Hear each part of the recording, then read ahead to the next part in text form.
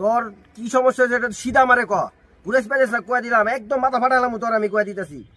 যে হারে মিয়া দাম বাড়তেছে আর কদিন পরে কিছুই খাইতে পারবো না।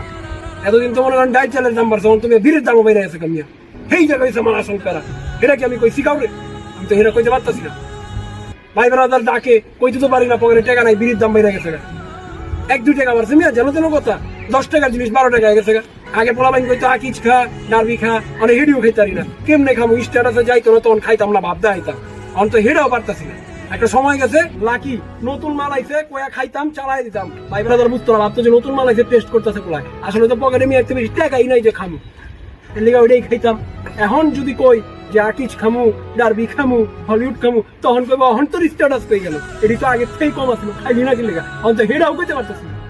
হালায় বিশ্ববিধি খোল, তোর তো বীর উপরে নোবেল দেওয়া উচিত।